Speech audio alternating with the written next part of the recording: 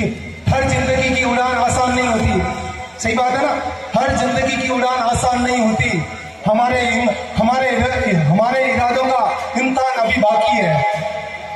Simple बात है, वापस बात करूं तो सिंपल बात है, थोड़ा आराम से आ जाऊं मैं। तो आप लोगों से मैं बात करना चाहता हूं कि सबसे बड़ी बात है, मेरी जिंदगी की उड़ान अभी बाकी है। आप लोगों के लिए, जो प्रतिभावान 207 लोग हैं, उनके लिए कहना चाहता हूं, हमारे जिंदगी की असली उड़ान बाकी है। हमारी जिंदगी की असली उड़ान बाकी है। हमारे इरादों का इम्तिहान अभी बाकी है। अभी तो नापी है कितनी, अभी तो नापी है मुट्ठी भर जमीन, अभी तो नापना पूरा जहां, पूरा आसमान बाकी है। नापोगे या नहीं नापोगे? अगर नापना है तो सिंपल बात है, जिस कुर्सी पे आप बैठे हैं पिछले 3 घंटे में, उसी तरह आपको अपनी मेहनत उस कुर्सी पर, कुर्सी नहीं तो फर्श, फर्श नहीं तो रेत, रेत नहीं तो पत्थर, किसी में भी आप बैठते हो तो कम से कम 3 घंटों की जो आप बैठे हैं, वो 3 घंटे वहां बिना मोबाइल, बिना लोगों के इंटरफेयर से करेंगे, तो मैं मानता हूँ आपकी कुर्सी उठ के यहाँ आएगी। अगर करना चाहेंगे तो, मेहनत करेंगे तो। आप बोलोगे मैं अकेला क्यों? आप सोचोगे मेरी बहनें बैठी, मेरे भाई बैठे हैं, मैं ही क्यों? भैया मैं ही क्यों कि मैं ही क्यों, दूसरे क्यों नहीं है? सब लोग कहते हैं कि भगत सिंह पड़ोस में पैदा हो। मैं तो कहता हूँ पड़ोस में नहीं, मैं खुद भगत सिंह बनूं।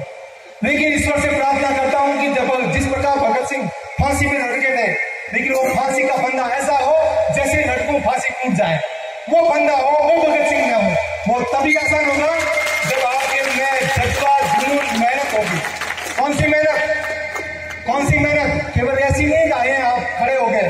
वो मेहनत जब आप आवाज उठाओगे, वो मेहनत जब आप अपने अधिकार की बात करोगे, वो मेहनत जब अपने कुर्सी के लिए लड़ने का इरादा रखोगे, वो मेहनत जब हमारी बहन बेटियां बाहर जाती है, कोई बाहर से कोई बिना मतलब का छेड़छाड़ करते हैं तो उसको लपड़ मारने की जब हिम्मत आएगी, उस हिम्मत के बलबूते पर आप काम करोगे।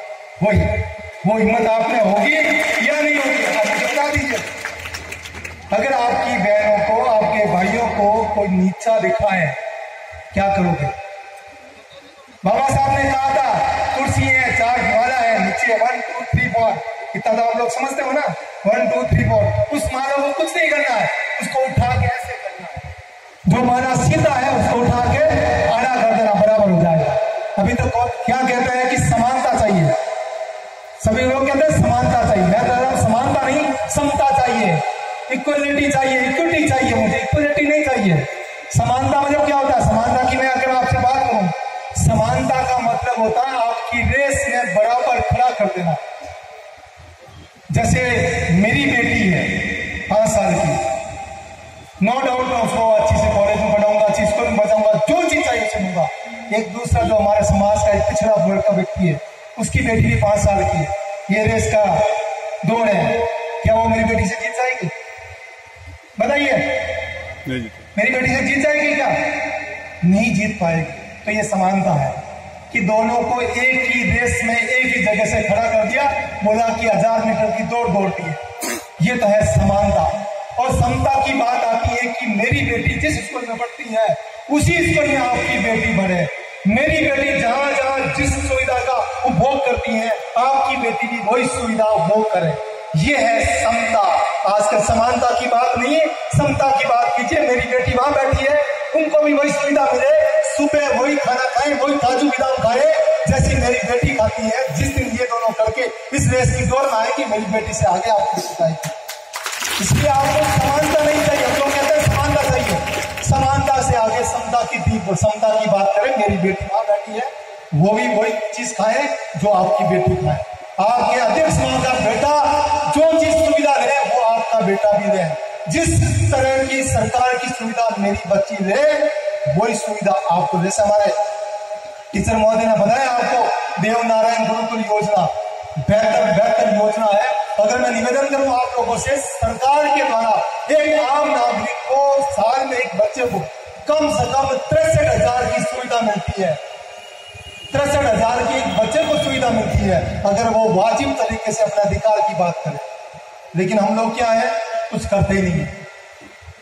सबके पास सोशल मीडिया है? जहां कहते ना, जहां पहुंचे ना कवि ना, जहां पहुंचे ना रवि वहां पहुंचे कवि। मैं तो आज को कहता हूं, जहां पहुंचे कोई नहीं वहां पहुंचे सोशल मीडिया। हंसने की बात नहीं, ये आपकी ताकत है, आपके जज्बे को एक दूसरे के साथ बुलाने का प्रयास करती है। अगर सोशल मीडिया नहीं होता, मैं ये मानता हूं कि आपकी तो 1000-2000 की भीड़ है, 1000-2000 की भीड़ है, वो केवल 100 या 200 की लोग हो जाते हैं। वो सोशल मीडिया का इम्पैक्ट है, कौन आ रहा है, कौन बोल रहा है, कैसे बोल रहा है। कुछ लोग तो यहाँ अभी मेरे इस वीडियो को या जो लाइव वीडियो चला रहे हैं, तो ये सोशल मीडिया का जमाना है, इसका यूज करें।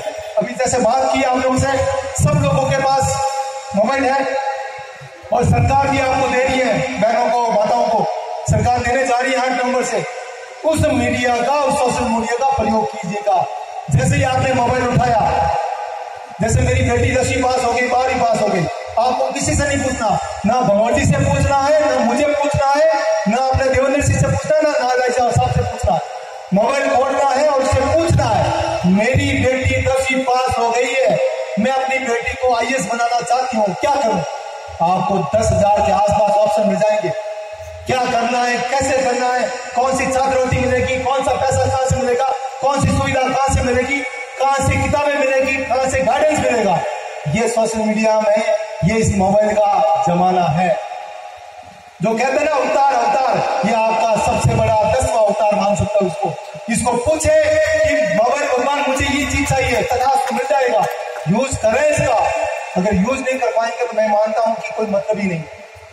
आप प्रयोग करें इसका, ये हथियार भी है। जिस दिन इसका गलत तरीके से प्रयोग करेंगे, आपका गर्दन भी काट जाएगी, आपकी बहन बेटियों का जिद भी तार तार कर देगी। और वही सोशल मीडिया, वही मोबाइल है जो आपकी बहन बेटियों और भाइयों बहनों का कद इतना ऊंचा कर देगी, आपके पिताजी, माता और दादा, सभी परिवार, समाज, सभी का सीना फक्र के साथ खुल जाए। तो दोनों में दोनों चीजें हैं कि आप क्या चाहते हो। किसी ने कहा ना, खुद को कर इतना बुलंद, कहते हैं ना, खुद को कर इतना बुलंद, खुदा हर तकदीर से पहले पूछे, बोल बंदे तेरी रजा क्या है या नहीं। लेकिन आप क्या करते हो, मेहनत नहीं करते। मेहनत करेंगे तो फिर भगवान आपको आशीर्वाद देगा नहीं देगा। बिना मेहनत तक तो काज नहीं मिलते ना। आप मेहनत कीजिए, जो प्रतिभावान समान जो लोग बैठे हैं वो आगे आए और मेहनत करें, परिश्रम करें। ये तो ये हमारे प्रतिभावान लोगों के लिए, जो हमारे लोग आज यहाँ बैठे हैं, कल इस तरफ आएंगे। दूसरी बात मैं अगर कहना चाहूं कि समाज के रूप में, चाहे परिवार के रूप में कहूं, समाज के रूप में कहूं, किसी भी समाज की रूपरेखा किससे तय होती है? कौन सा समाज आगे है, कौन सा समाज पीछे है, कौन सा समाज अगड़ा है, कौन सा समाज पिछड़ा है, कौन सा समाज स्वर्ण है, कौन सा समाज दलित है, किस चीज से आप तय करते हैं? लोग कहते हैं कि ये तय होता है आपके सिर गिनने से। लोग कहते हैं कि समाज वो समाज है जिसके जनसंख्या ज्यादा है। लोग कहते हैं समाज वो है जिनके वोटिंग पावर ज्यादा है। बट मैं कहता हूं, समाज रूपी जो मोटरसाइकिल है उसको 2 पहिए चलाते हैं, एक आगे वाला, एक दूसरा पीछे वाला। वो 2 पहिए हैं आपकी शिक्षा कैसी है उस समाज की, और उस समाज में पैसा कितना है। अगर किसी समाज में शिक्षा कितनी है, दूसरा पैसा कितना है, अगर ये 2 चीजें आती है तो आपका समाज वंदे बुलेट ट्रेन से भी तेज भागना स्टार्ट कर देगा। अगर नहीं है, अगर पैसा है और शिक्षा नहीं है तो भी पीछे है, और शिक्षा है और पैसा नहीं है तो भी पीछे है। दोनों चीजों को रखें, प्रयास करें, मेहनत करें, पैसा कमाएं। कमाने की तुलना पैसा बचाना इंपॉर्टेंट है। सिंपल बात है।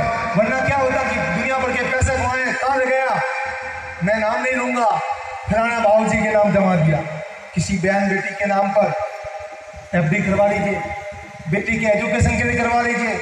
मना नहीं करता है, मैं ये नहीं मना करता कि आप किसी बाबू महाराज को पैसे चढ़ाइए, लेकिन उसका कुछ हिस्सा, चाहे 5 रुपए भी मान के चले, एक परिवार से 1 रुपए, 5 रुपए भी, 10 रुपए भी दें, तो अपन 1000 लोग बैठे हैं, 1000 × 10 रुपए, 10,000 रुपए मेरे जेब में आ जाए।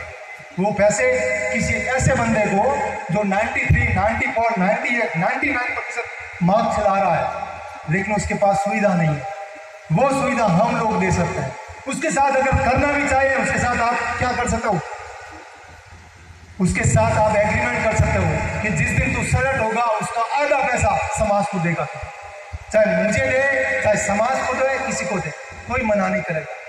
क्योंकि जब मुसीबत में व्यक्ति होता है, जब उसकी मदद की जाती है, तो मैं मानता हूं कि वो ताउम्र याद करता। सही बात है माहौल जी। अगर मुसीबत के बाद अभी मुझे पैसों की जरूरत है, मेरा बेटा 12वीं में 92-93% आया, मैं अपने बच्चों को दिल्ली यूनिवर्सिटी में पढ़ाना चाहता हूँ, मेरे पास पैसे नहीं, उस समय जो मदद करेगा उस मदद को बच्चा भी याद रखेगा, उसके पेरेंट्स भी याद रखेंगे, उसके आने वाली पीढ़ी भी याद रखेगी, और नाम जिसने उसकी मदद की उसका नाम सुनहरे अक्षरों में लिखा जाएगा। और नो डाउट किसी ने सच कहा, अगर वो मेहनत करेगा आज नहीं तो कल उसको मंजिल मिलेगी।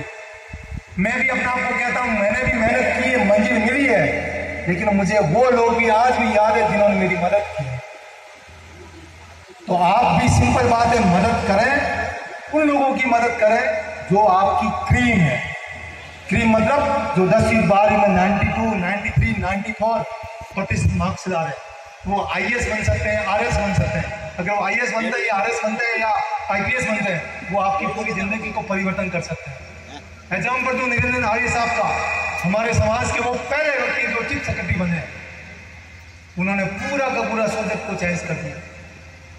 मतलब अगर आप IAS बनते हैं, आपका गांव, आपका समाज, आपका जिला भी परिवर्तन हो जाता है। तो परिवर्तन करना चाहेंगे कि नहीं चाहेंगे? मैं आपसे पूछना चाहता हूं, करना चाहेंगे नहीं चाहेंगे? कैसे करेंगे? मेहनत करनी पड़ेगी, यूं ही नहीं मिलती राही को मंजिल। एक जुनून सा दिल में जगाना पड़ता है। पूछा चिड़िया से कैसे बना आशियाना, पूछा चिड़िया से कैसे बना आशियाना, चिड़िया बोली बार बार भरनी पड़ती है उड़ान, तिनका उठाना पड़ता है। तो ये आपको उठाना पड़ेगा, ऐसे नहीं कि मैं तिनका उठा दिया, उससे फर्क पड़ता है आपकी नीयत और नियति से। आपकी नीयत कैसी है उसके अनुसार आपकी नियति चेंज हो जाती है। और आपकी नीयत खराब है कि एक तिनके से क्या होगा, एक तिनके से वो क्या होता। मैं बहनों का एग्जाम्पल दूं, कोई माँ तो बड़ी करा, एक तिनका आंखों में डाल दो, वो तिनका है। तो तिनका उठाकर आपको समाज को इकट्ठा करना पड़ता है। समाज जब तिनका इकट्ठा होगा, घोंसला बनेगा। जब घोंसला भैया का घोंसला हो सकता है या कागले का घोंसला हो सकता है, फर्क आप पे पड़ता है कि भैया तो समझते हो ना, उसका चिड़िया का घोंसला कितना बेहतरीन होगा। अगर उस घोंसले में ना तो पानी की छाट आती है ना प्रकाश आता है, ये दोनों चीज करते हैं तो हमारा समाज, हम लोग, हमें भी फख्र होगा। जहां जाएं, जहां भाटा फेंको, वहां मेरा समाज का बंधु, वहां किसी चाहे बिजनेसमैन बने, चाहे वकील बने, चाहे इंजीनियर बने, चाहे नेता बने, चाहे अभिनेता बने, मेरा पत्थर फेंको, वो पत्थर उस बंदे पर ही गिरे। ये मेरी सोच, मेरी क्षमता, मेरे जिस चीज को, जिस अंतर्यामी शक्ति को अगर मैं मानता हूं, उस शक्ति से मेरी प्रार्थना है कि भगवान करे मेरा पत्थर हर जहां पत्थर फेंकू उस बंदे पे पड़े जो मेरे समाज का एक सक्षम व्यक्ति, चाहे शिक्षित रूप से सक्षम हो, चाहे पैसों के रूप में सक्षम हो, वो दोनों की चीज मांगती। मैं भगवान से भी ये प्रार्थना करता हूं, आप लोगों से भी, जब भी किसी को आप आशीर्वाद दें तो उसे दें, जा बेटा तेरा बेड़ा गर्क हो, जा बेटा तेरा बेड़ा गर्क हो। एग्जाम्पल दूं, बेड़ा गर्क समझता हूं ना, बेड़ा समझता हूं, जहाजों का बहुत बड़ा बेड़ा कैसे बनेगा? जब आप सक्षम होंगे, जब आप मेहनत करेंगे, जब उस मुकाम में पहुंचेंगे तो बेड़ा गर्क होगा। तो वो नुकसान नहीं है, आपको ऊंचाइयों पे ले जाने वाला एक ऐसा आशीर्वाद है, ऐसी बद्दुआ है जो आपको ऊंचाइयों पे ले जाने के लिए मौका देती है। मैं आशीर्वाद दूं तो ना बहुत बड़ा मंत्री बनकर अगले चुनाव में हार जाए, तो आपके लिए आशीर्वाद है या बद्दुआ है? बताइए। मैं आपको आशीर्वाद देता हूं, तू इस चुनाव में जीते और मंत्री बने और अगले चुनाव में तू हार जाए। तो जीतना इंपॉर्टेंट है या हारना इंपॉर्टेंट है? जीतना। लेकिन हम लोग क्या करते हैं? हारना। ये रखें, सिंपल बात है कि हमारे सिर गिने जाते हैं, और सिर गिनने में एग्जाम्पल दूं किसी भी, जैसे अभी एग्जाम्पल दूं, हमारे बाबा साहब अम्बेडकर वेलफेयर सोसाइटी के चुनाव हो रहे हैं। अगर आपके पास 502 वोट है, कितने? 502 वोट है। अगर 250 इस तरफ है, 252 इस तरफ है, तो मैं आपके पास वोट मांगने आऊंगा क्या? कितना अंतर है? 250 और 252 में कितने वोटों का अंतर है? नहीं आऊंगा। यही हमारे समाज की सबसे बड़ी खामी है कि हर चुनाव में हम बढ़ जाते हैं। कई चुनाव में 4 लोग खड़े हो जाते हैं, 100 और 101 एक वोट के अंतर में कोई व्यक्ति आपके पास नमन करने नहीं आता। और कुछ समाज ऐसे हैं 500 के में से 400 वोट एक तरफ पढ़ते हैं। एक तरफ पढ़ना स्टार्ट करवा लीजिए, आपकी पहचान, आपका मुकाम हासिल होना स्टार्ट हो जाएगा। ये तब होगा हमारी चारों भाइयों में, हम चाहे परिवार में कितना ही लड़ रहे हैं, लेकिन कोई दूसरा आया, हम अपनी लड़ाई छोड़ कर उसको मार।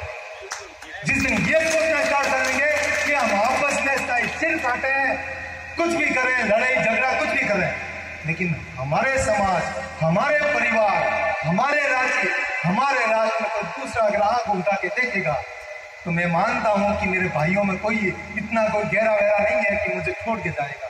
तो आप लोग मेरे भाई हैं, आप लोग मेरी बहनें हैं। अगर आपके पास कोई आन बान और शान में कोई गुस्ताखी होगी, मैं ये मानता हूं कि हमारा समाज किसी से कमजोर नहीं है। हमारा समाज किसी से कमजोर नहीं है। हमारा समाज वो समाज है जो संगठित है। हमारा वो समाज है जो लड़ाई करना जानता है। हमारा वो समाज है जो सामना करना जानता है। हमारा वो समाज है जो ईंट का जवाब पत्थर से देना जानता है। वो है हमारा समाज, चाहे वो मेघवा समाज हो, चाहे बड़ई समाज हो। मैं तो कहता हूँ हमारा समाज केवल ना तो मेघवा समाज है ना बड़ई समाज है, हमारा समाज है अनुसूचित जाति समाज, और सबसे बड़ा समाज है हमारा भारतीय समाज। अगर वो रखते हैं तो बेहतर होगा, आप बेहतर से बेहतर मुकाम में जा सकते हैं, अदरवाइज कुछ नहीं है। तो आप लोग आए, मेहनत करें, सफलता प्राप्त करें। और बहनों और माताओं बहनों से मेरा निवेदन यही रहेगा, आप लोग डबल मेहनत करते हैं, डबल परिश्रम करते हैं, और मुकाम आपका लड़कों की तुलना में कम मिलता है। मेरी भाइयों और माता पिता तुल्य बुजुर्गों से निवेदन रहेगा, जो भी व्यक्ति किसी भी समाज का हो, आपके पड़ोस में हो, उसको सुधार करने का प्रयास कीजिए।